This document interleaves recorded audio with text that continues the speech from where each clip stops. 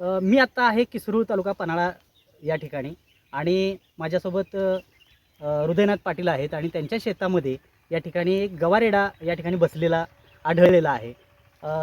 या ठिकाणी गावकरी म्हणजे तो गवारेडा कसा आहे हे बघण्यासाठी गर्दी करू लागलेले आहेत आणि या परिसरामध्ये गवारेड्यांचा एवढा मोठा त्रास शेतकऱ्यांना सहन करावा लागतो आहे की अतिशय मेटाकुटीला इथले शेतकरी आलेले आहेत. आता दिवसाढवळ्या या ठिकाणी गवारेडा असल्यामुळे शेतात काम करणं देखील मुश्किल झालेलं आहे. तर शेतातल्या पिकांचा फडशा पाडला जातोय आणि अशा भीतीच्या वातावरणात इथले शेतकरी आहेत. आपण आता हृदयनाथ याच्याशी चर्चा करणार आहोत. मला सांगा की हे कुठलं शेत आहे आणि तुम्हाला हा गवारेडा कधी दिसला? हा हे विठ्ठलमाळा हे क्षेत्र आहे. धनगरवापा या धनगरवापेमध्ये आता हा गवा आहे काय.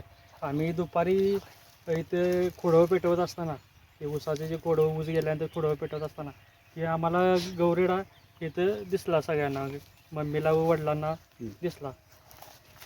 कधी दिसला नेमका? दुपारी 1 वाजता. आज दुपारी 1 वाजता खोडवं पेटवत असताना खोडवं पेटवताना जाळीमध्ये आम्हाला वाटलं हा दगड आहे. नंतर आम्ही बघितल्यानंतर असं वाटलं की भावाला एकदम गवरेडा दिसल्यामुळे तो एकदम ओरडत आला की इथं गवरेडा आहे म्हणून. त्यानंतर आम्ही वन विभागाला कळवून माहिती दिली त्यांना की असं इथं गवरेडा आहे. तर मला सांगा की याच ठिकाणी मला वाटतं 100 मीटर अंतरावर बंडा पांडू खोत या शेतकऱ्यावर गव्हांना हल्ला केलेला आहे तुमच्या शेतामध्ये. होय. किती दिवसापूर्वीची घटना आहे? ही 3 महिन्यापूर्वीची गोष्ट आहे. ही बंडोदा खोत ही 80 वर्ष आमच्या शेतातच वाटते. 80 वर्ष आमच्यातच त्यांचे संपूर्ण आयुष्य गेले. जवळजवळ त्यांनी 50-60 वर्ष आमचे वाटेकरी म्हणून शेतामध्ये संपूर्ण काम वगैरे ती व्यवस्थित सगळे बघायचे.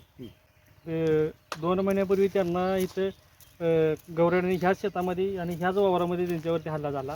फक्त माझं एक म्हणणं आहे की वन विभागाने ह्याची व्यवस्थित दखल घेऊन भागातील आमदार असतील, पुढारी असतील, त्यांनी सगळ्यांनी वन विभागाला निवेदन देऊन काय ह्याची गवरेडांच्यासाठी काहीतरी नियोजन करता येते का, किंवा कायमस्वरूपी संरक्षण जाळी किंवा असे कंपाऊंड वगैरे करता येते का, हे सगळ्यांनी निवेदन देऊन आमदार असतील, खासदार असतील, भागातील सरपंच पुढारी असतील, त्यांनी येऊन जरा दक्षता घ्यावी.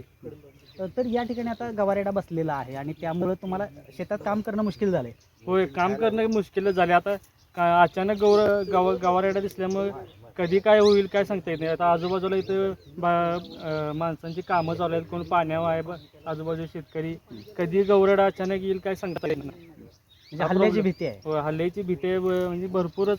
आणि आता अशी गोष्ट घडल्यामुळे तर माणसाने इथल्या आजूबाजूच्या शेतकऱ्यांनी सावध राहिलं पाहिजे. दुपारच्या टायमिंग असू दे किंवा संध्याकाळचं टायमिंग असू दे, सगळ्यांनी सावध राहिलं पाहिजे. तर गवारेडा बसलाय, मग काय वन विभागाच्या जे कर्मचारी आहेत त्यांनी काय सांगितलं की तो जखमी आहे, काय वृद्ध आहे, काय सांगितलं? त्याचं जरा वयस्कर असल्यामुळे त्याला हालचाल करता येत नाही, त्यामुळे तो जागेवरनं हलू शकत नाही. तो फक्त 1-5 मिनिटासाठी वरती उभारून परत हायसा बसतो. तर मागचा जो म्हणजे हल्लेखोर गवारेडा होता तर त्याचं शिफ्टिंग करण्यात आलं. तर तशाच पद्धतीने शिफ्टिंग करावं असं होय, तशाच पद्धतीने शिफ्टिंग करावं. त्यांची रेस्क्यू टीम आज संध्याकाळी येणार आहे काय असं आम्हाला सांगितलं आहे वन विभागाने. तोपर्यंत तुम्ही तिथं अजिबात कुठलं काही करू नका असं सांगितलं आहे वन विभागाने.